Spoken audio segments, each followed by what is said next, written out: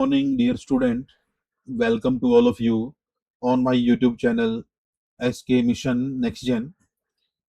So, dear student, आज हम move करते हैं हमारे नेक्स्ट टॉपिक फंडामेंटल राइट्स पे। तो जो भी स्टूडेंट फर्स्ट टाइम इस चैनल को देख रहा है, प्लीज रिक्वेस्ट आप इसको सब्सक्राइब कीजिए, बेल आइकन को प्रेस कीजिए। तो आइए हम देखते हैं फंडामेंटल राइट्स, जो हमारे आर्टिकल 12 से 35 के बीच में कवर करते हैं आपके फंडामेंटल राइट्स। अब यहाँ पे देखेंगे हम फंडामेंटल राइट्स को। फंडामेंटल राइट्स क्या है? ये वो बेसिक ह्यूमन अधिकार है या राइट है, जिसको हम कहेंगे, जिनको संविधान जो हमारा देश का है प्रत्येक नागरिक को कुछ मामलों में सभी नागरिकों को प्रदान करता है। मतलब ये जो है, ये मौलिक अधिकार वे मूल मानव अधिकार है जो भारत का संविधान प्रत्येक नागरिक को प्रदान करता है, but in some case to all person. ये राइट जो है किसको इंश्योर करते हैं? समानता को, स्वतंत्रता को, न्याय को एंड डिग्निटी ऑफ इंडिविजुअल्स को, हर व्यक्ति की डिग्निटी को या गरिमा को ये सुनिश्चित करता है। और ये जो राइट्स है या मौलिक अधिकार है, ये न्यायालय द्वारा लागू किए जाते हैं। मतलब यू कैन से दैट ये जस्टिसिएबल है। अगर इनकी कोई उल्लंघना करता है तो हम कोर्ट का या अदालत का दरवाजा हम खटखटा सकते हैं। तो आपके कौन से संविधान के भाग में आएंगे? भाग 3 में अनुच्छेद 12 से 35 फंडामेंटल राइट्स कवर करते हैं आपके। टोटल 24 आर्टिकल्स हैं। हमने किससे प्रेरणा या किससे इंस्पायर होकर हमने इनको अपने संविधान में शामिल किया? Bill of right, US constitution, America के संविधान के बिल ऑफ राइट, अधिकार पत्र से हमने इनको प्रभावित होकर अपने संविधान में इंक्लूड किया। आइए हम देखते हैं कि why did constitution maker include fundamental rights. संविधान निर्माताओं ने मौलिक अधिकारों को क्यों शामिल किया? फर्स्ट ऑफ ऑल, व्यक्ति की जो स्वतंत्रता एंड गरिमा की रक्षा के लिए। प्रिवेंट करना misuse of power by government, सरकार द्वारा शक्ति के दुरुपयोग को रोकने के लिए। कानून के समक्ष समानता सुनिश्चित करने तथा भेदभाव रोकने के लिए, किसी तरह का कोई भेदभाव ना हो। और लोकतंत्र और विधि के शासन की रक्षा करने के लिए, to safeguard the democracy and rule of law. To protect सामाजिक, राजनीतिक एंड आर्थिक न्याय को प्रोटेक्ट करने के लिए।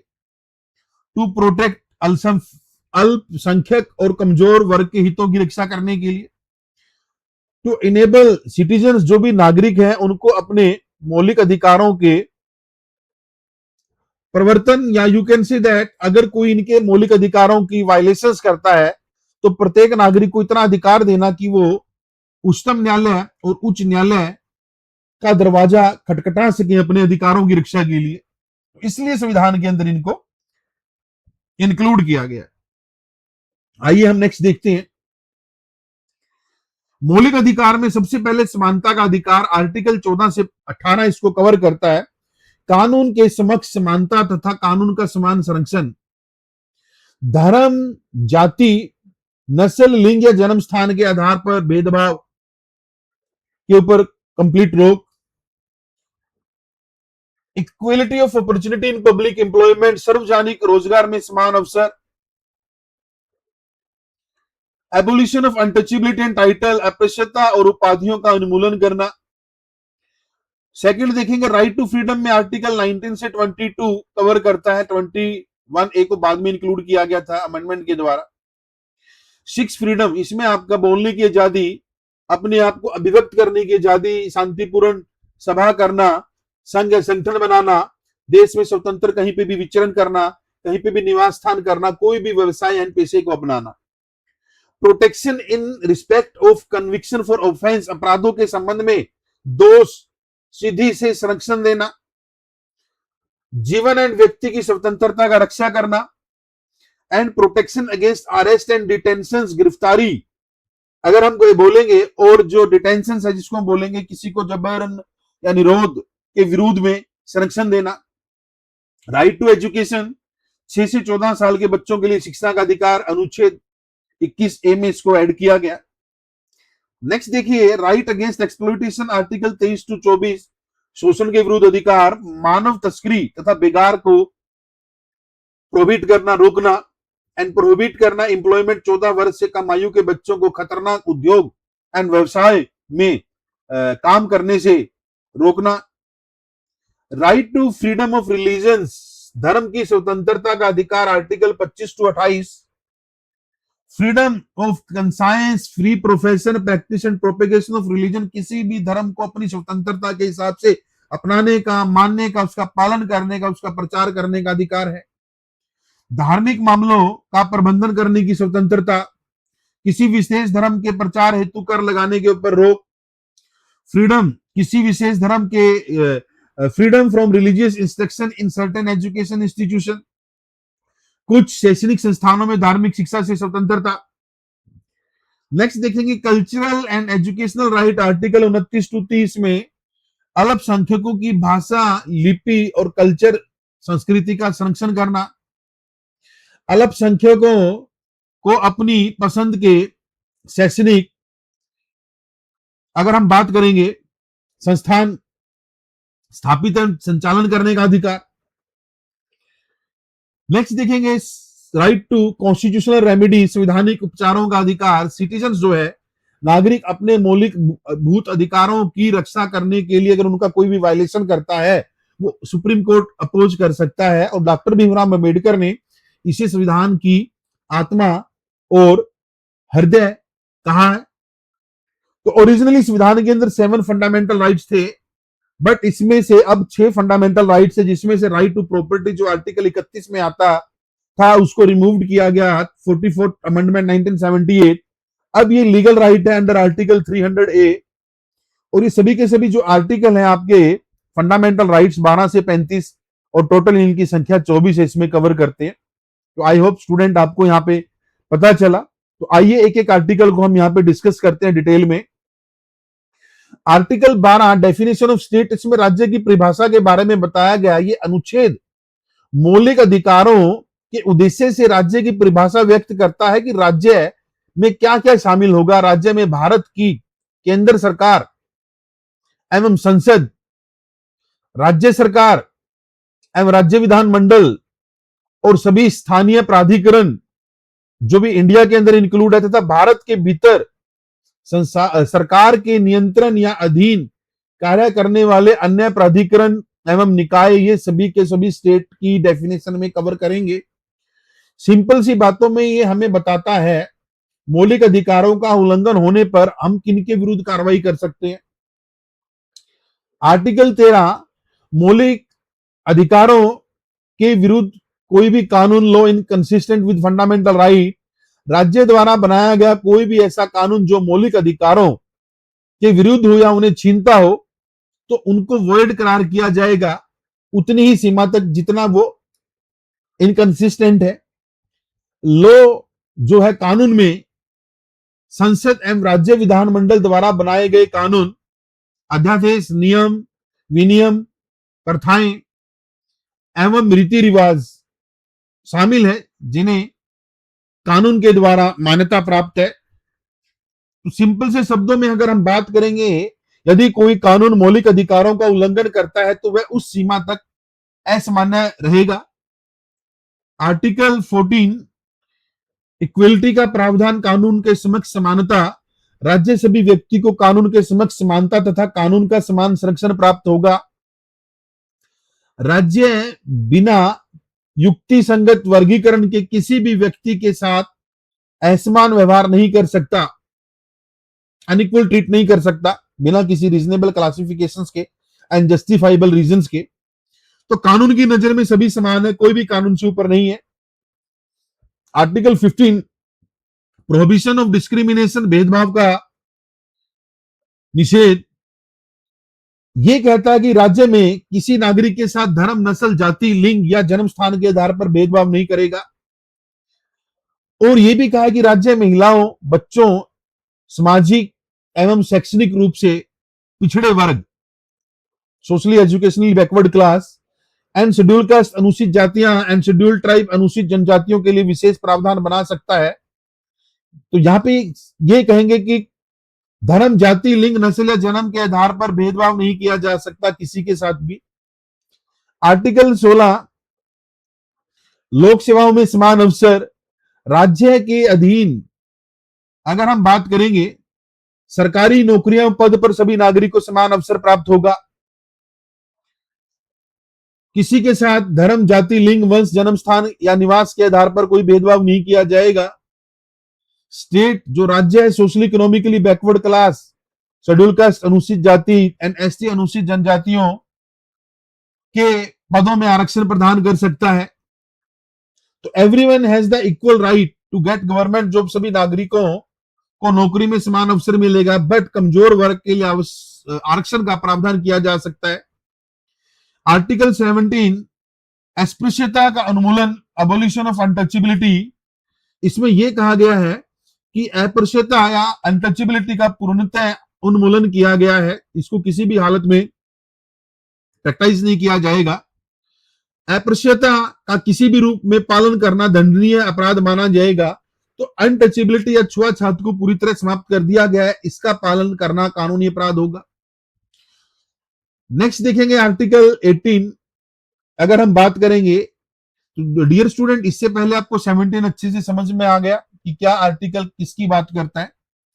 अभी देखेंगे आर्टिकल 18 से 22 एबोलिशन ऑफ टाइटल, उपाधियों का उन्मूलन, राज्य किसी भी नागरिक को कोई उपाधि नहीं दे सकता, कोई भी नागरिक किसी विदेश राज्य से कोई उपाधि स्वीकार नहीं करेगा, बट शैक्षणिक और मिलिट्री जो डिस्टिंक्शन है या उपाधि है, सम्मान है, उसको उपाधि की कैटेगरी में नहीं माना जाएगा।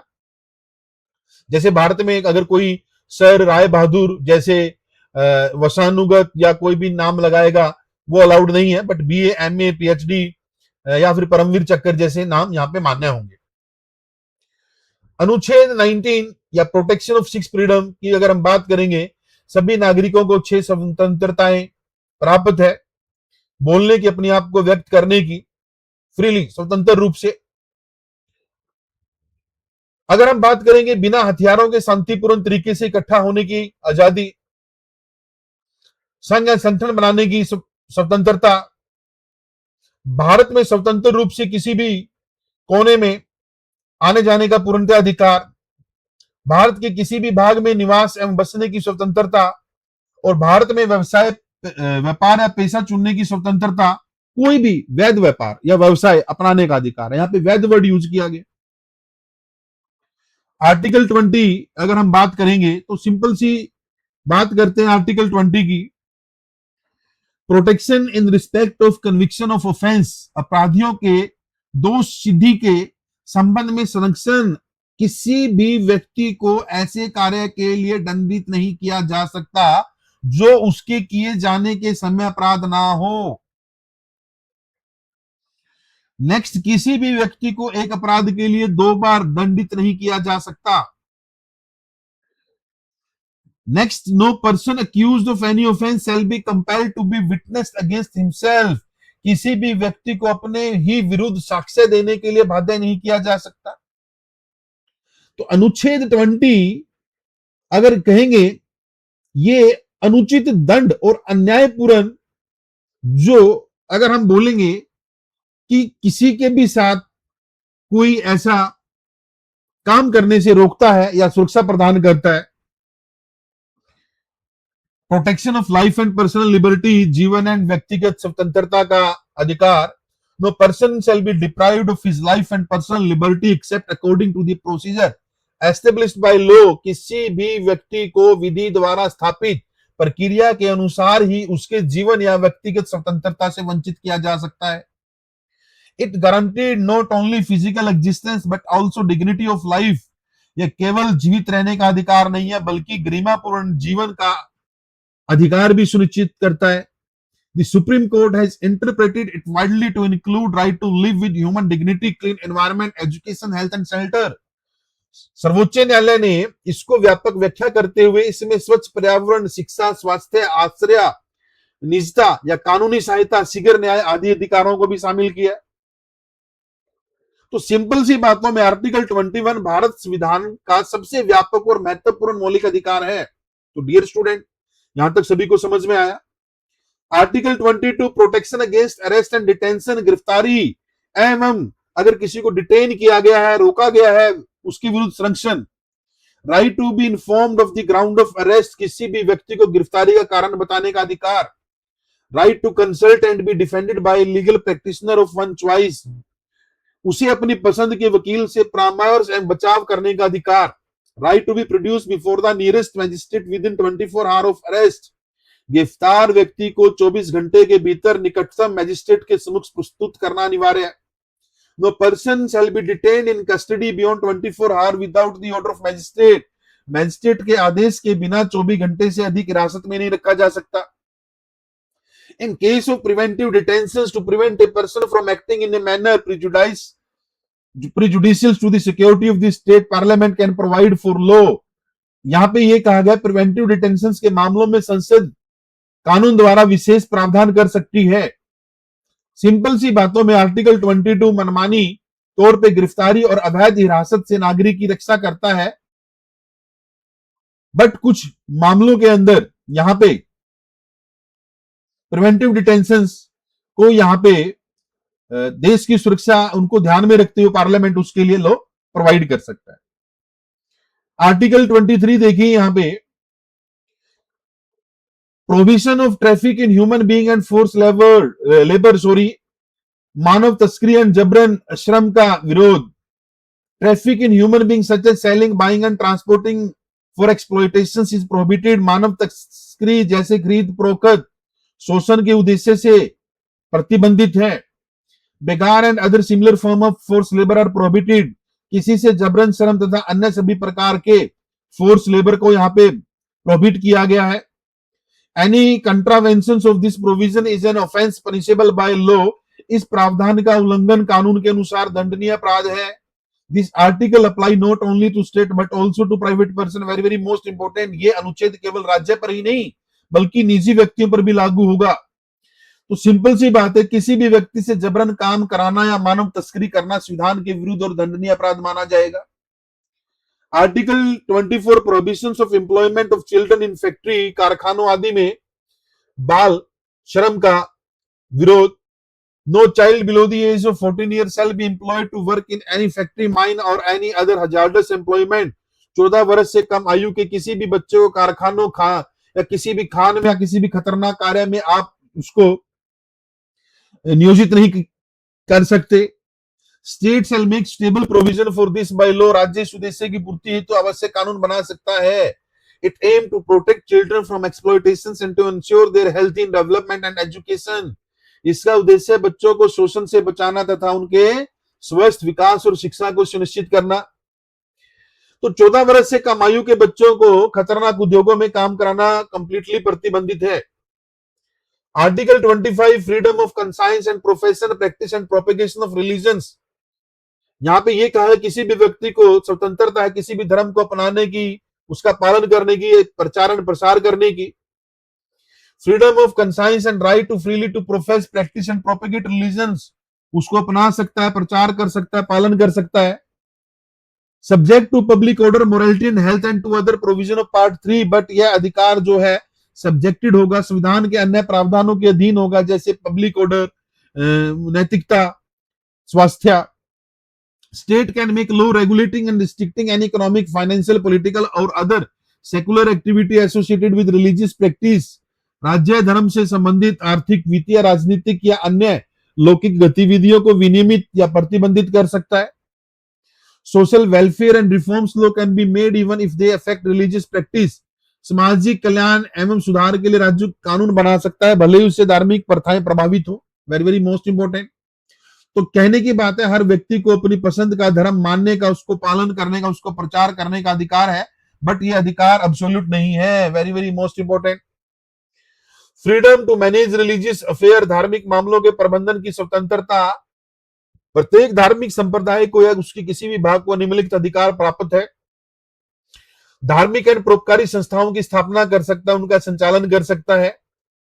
धर्म से संबंधित अपने आंतरिक मामलों का यहाँ पे प्रबंधन कर सकता है।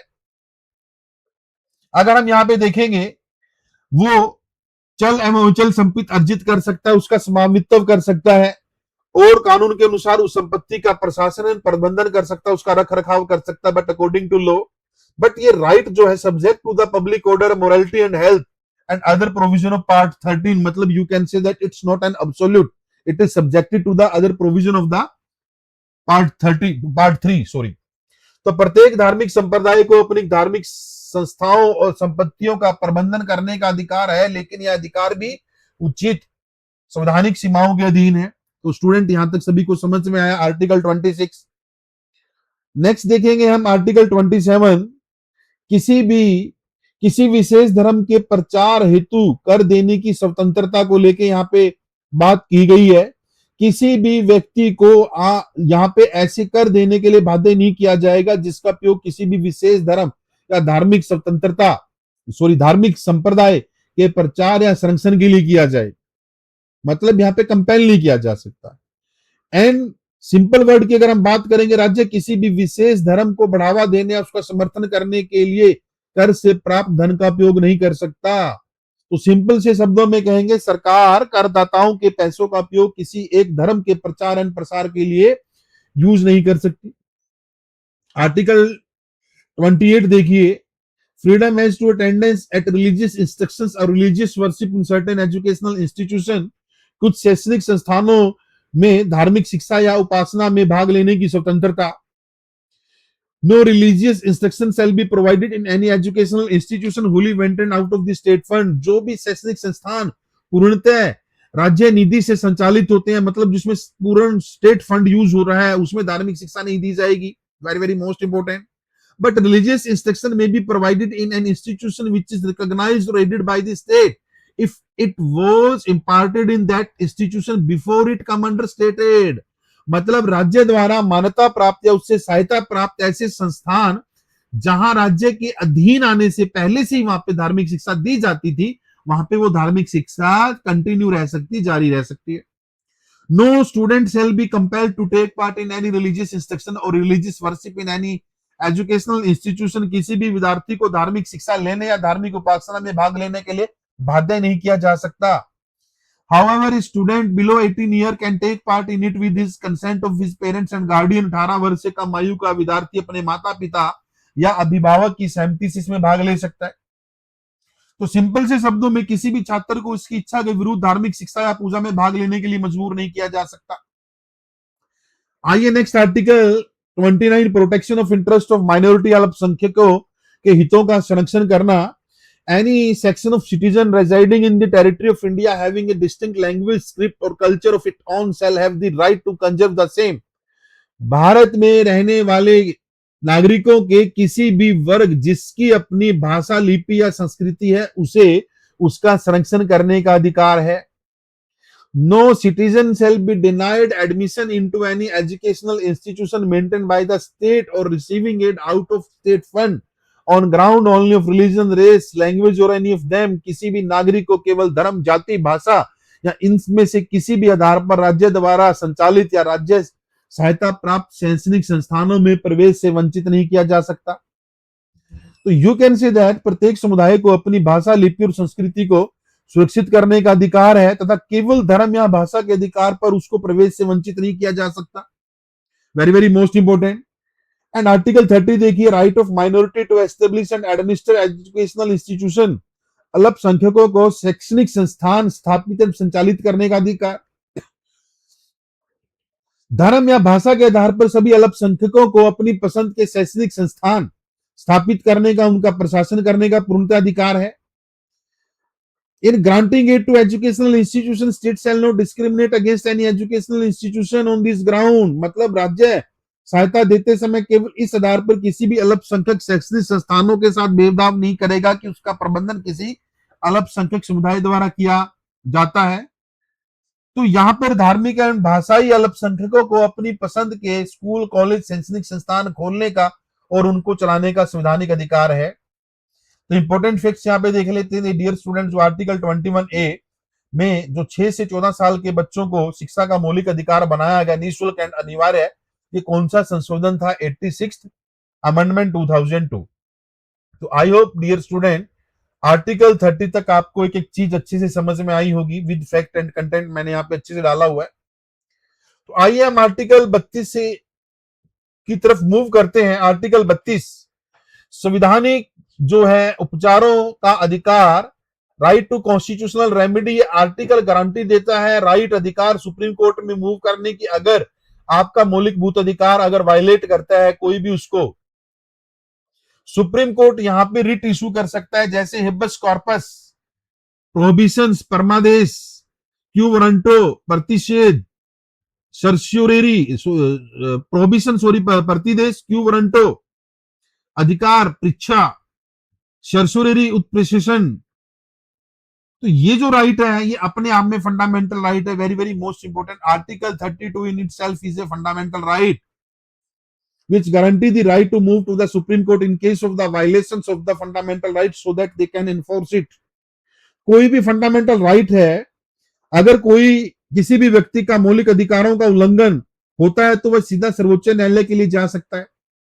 Article 33 power of parliament to modify right of the arm force, सशस्त्र बलों आदि के मौलिक अधिकारों में संशोधन की संसद की शक्ति की अगर हम यहाँ पे बात करेंगे, पार्लियामेंट कानून बना सकता है, वह सशस्त्र बलों, अर्धसैनिक बलों, पुलिस बल, वो अन्य समान सेवाओं के सदस्यों के मौलिक अधिकारों में एक पर्टिकुलर लिमिट तक संशोधन या प्रतिबंधित लगा सकता है। इसका जो मुख्य उद्देश्य है वो है जस्ट फॉर द इंटरेस्ट, देश में अनुशासन, देश की संप्रभुता, इंटेग्रिटी एंड देश की सुरक्षा को बनाए रखने के लिए। तो सिंपल सी बात है, सेना, पुलिस, अर्धसैनिक बलों में अनुशासन एवं सुरक्षा बनाए रखने के लिए संसद उनके कुछ मौलिक अधिकारों पर उचित प्रतिबंध लगा सकता है, very very most important. Article 34 restriction on right while martial law is in force, जब मार्शल लॉ लागू होने पर मौलिक अधिकारों पर प्रतिबंध, यदि किसी क्षेत्र में मार्शल लॉ लागू किया जाता है तो वहां कुछ मौलिक अधिकारों पर प्रतिबंध लगाए जा सकते हैं। पार्लियामेंट ऐसे प्रतिबंधों को प्रभावी बनाने के लिए कानून बना सकती है। तो सिंपल से शब्दों में मार्शल लॉ की स्थिति में कानून व्यवस्था और सुरक्षा बनाए हेतु कुछ मौलिक अधिकार सीमित किए जा सकते हैं। ये भी इंपॉर्टेंट आपका आर्टिकल है। एंड आर्टिकल 35 मौलिक अधिकारों को प्रभावी बनाने हेतु कानून बनाने की संसद की शक्ति, पार्लियामेंट के पास पावर है कि वो कानून बना सकता है to effect the fundamental right, fundamental right को और प्रभावी बनाने के लिए कानून बना सकता है। और ऐसे कानून मौलिक अधिकारों के इंप्लीमेंटेशन, रेस्ट्रिक्शंस और रेगुलेशंस, मतलब उन पे उचित या आवश्यक प्रतिबंध से संबंधित हो सकते हैं। तो कुछ मौलिक अधिकारों से संबंधित कानून बनाने का विशेष अधिकार सिर्फ और सिर्फ संसद को प्राप्त है। तो स्टूडेंट यहां तक सभी के सभी फंडामेंटल राइट्स आपको अच्छे से समझ में आए होंगे। तो आगे हम इंपोर्टेंट फैक्ट्स देखते हैं। 44th amendment 1978, article 32 was made more effective by inserting the word and the Supreme Court shall have the power to issue directions, order and writ so that court can enforce fundamental right more strongly। सर्वोच्च न्यायालय की writ, आदेश एवं निर्देश को जारी करने की शक्ति को स्पष्ट रूप से यहाँ पे सुदृढ़ किया गया है, जिसमें मौलिक अधिकारों का संरक्षण अधिक प्रभावी ढंग से हो सके। Very very most important fact. अगर हम यहाँ पे देखेंगे, नेक्स्ट स्लाइड की तरफ मूव करेंगे, amendability features of fundamental rights. अगर हम देखेंगे फंडामेंटल राइट्स जो है उनका very very most important dear student, इस संशोधन द्वारा अनुच्छेद अगर हम देखेंगे, सॉरी जो आपका ये जो आर्टिकल 368 है, मौलिक अधिकारों में संशोधन संसद के अनुच्छेद 368 के अंतर्गत कर सकती है। मतलब अगर फंडामेंटल राइट में अगर कोई संशोधन करता है तो पार्लियामेंट अपनी जो पावर आर्टिकल 368 इसको यूज कर सकती है। क्या यूज कर सकती है? अपनी पावर को यूज कर सकती है। But very very most important, लेकिन संसद संविधान की मूल संरचना को नष्ट या परिवर्तित नहीं कर सकती। Very very most famous judgment जो थी आपकी Kesavananda Bharati versus state of Kerala, जिसमें पहली बार लैंडमार्क जजमेंट दी थी, डॉक्ट्राइन ऑफ बेसिक स्ट्रक्चर्स को इवॉल्व किया था यहाँ पे। तो यहाँ पे ये कहा गया कि कोई भी संशोधन मूल संरचना का सिद्धांत का उल्लंघन करता है तो उसे सर्वोच्च न्यायालय द्वारा असंवैधानिक घोषित किया जा सकता है। तो यहाँ पे इंपॉर्टेंट फैक्ट्स देखिए, जो 24 संशोधन हुआ था 1971 में, तो यहाँ पे ये एक्सप्रेस किया था सुप्रीम कोर्ट, सॉरी पार्लियामेंट ने यहाँ पे एक्सप्रेस किया था कि parliament was expressly empowered to amend any part of the constitution, की इस संशोधन के तहत कि भी पार्लियामेंट किसी भी संविधान के हिस्से को यहां पे संशोधित कर सकती है, उसमें मौलिक अधिकार भी होगा। Kesavananda Bharati versus state of Kerala, सर्वोच्च न्यायालय ने मूल संरचना सिद्धांत को यहां पे इवॉल्व किया। न्यायालय ने कहा कि संसद मौलिक अधिकारों में संशोधन कर सकती है लेकिन संविधान की मूल संरचना को नष्ट या परिवर्तित नहीं कर सकती। Very very most important. तो ये डिटेल में जितने भी स्टूडेंट हैं अमेंडमेंट को लेके मैं एक नई वीडियो बनाऊंगा, बेसिक स्ट्रक्चर ऑफ कॉन्स्टिट्यूशन, वहां पे एक चीज को मैं भी डिस्कस करूंगा यहाँ पे, तो डोंट वरी। तो यहाँ पे डिस्कस अगर मैं करता तो वीडियो लंबी हो जाती है, स्टूडेंट को समझ में नहीं आता और टॉपिक का जो मेन टाइटल है हम उससे डाइवर्ट हो जाते हैं। तो आगे हम की फीचर्स में जाते हैं। फंडामेंटल राइट्स के की फीचर्स क्या है? गारंटेड बाय द कॉन्स्टिट्यूशन, संविधान के द्वारा ये गारंटेड किए गए हैं। एनफोर्सेबल बाय कोर्ट, ये जस्टिसेबल है, न्यायपालय द्वारा परिवर्तनीय है। ये available to citizens and all person, कुछ राइट्स में ये कुछ अधिकार केवल नागरिकों को प्राप्त है लेकिन कुछ सभी व्यक्तियों को प्राप्त है। ये एब्सोल्यूट नहीं है, very very most important. Reasonable restrictions can be impose. आप ये मत सोचिए कि फंडामेंटल राइट्स हैं तो एब्सोल्यूट है, नहीं। रीजनेबल रिस्ट्रिक्शन ये प्रोटेक्ट करते हैं राज्य की मनमानी से व्यक्तियों की रक्षा करते हैं, प्रोटेक्ट करते हैं इंडिविजुअल को arbitrary action of state, promote करते हैं समानता, स्वतंत्रता, न्याय को एंड ग्रीमा को, मानव की। But during national emergency some fundamental right may be suspended according to constitutional provision. संविधान के प्रावधान के अनुसार यहाँ पे जो कुछ मौलिक अधिकार को यहाँ पे सस्पेंड किया जा सकता है। Very very most important, detail में हम पढ़ेंगे इमरजेंसी वाले पार्ट में। तो यहाँ पे देखिए 24th अमेंडमेंट, इसमें था कि पार्लियामेंट संविधान के मौलिक अधिकारों में भी संशोधन कर सकती है। Very very most important amendment, जिसको बाद में सुप्रीम कोर्ट ने भी अपहोल्ड किया था, but subject to the provision of that basic structures can't be destroyed. तो ये प्रिंसिपल इवॉल्व किया था Keshavananda Bharati versus state of Kerala in 1973। संविधान संशोधन की प्रक्रिया के दौरान किसी भी फंडामेंटल राइट्स को संशोधित कर सकता है, चेंज कर सकता है, बट कंडीशन है कि मूल संरचना में संशोधन नहीं किया जा सकता।